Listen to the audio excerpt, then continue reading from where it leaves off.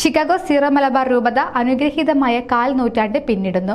അമേരിക്കയിലെ സീറോ മലബാർ വിശ്വാസികളുടെ നിരന്തരമായ പ്രാർത്ഥനയുടെയും അഭ്യർത്ഥനയുടെയും ഫലമായി 2001 മാർച്ച് 13 രൂപീകൃതമായ ഷിക്കാഗോ സീറോ മലബാർ രൂപത അനുഗ്രഹീതമായ കാൽ നൂറ്റാണ്ട് പിന്നിടുന്നു. വിശുദ്ധ ജോൺ പോൾ രണ്ടാമൻ മാർപ്പാപ്പയുടെ ആശീർവാദത്തോടെ ഇന്ത്യക്ക് പുറത്ത് സ്ഥാപിതമായ ആദ്യ സീറോ മലബാർ രൂപത എന്ന ഖ്യാതിയും ഷിക്കാഗോ രൂപതയ്ക്ക് സ്വന്തം.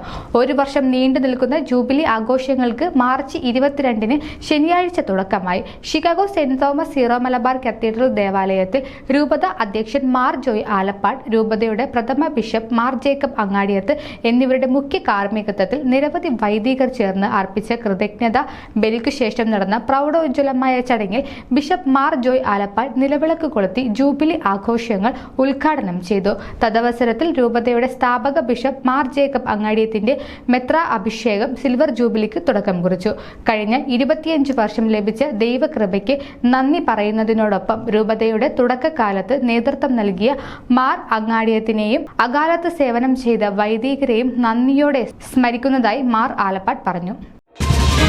Today's headlines brought to you by Malabar Gold and Diamond.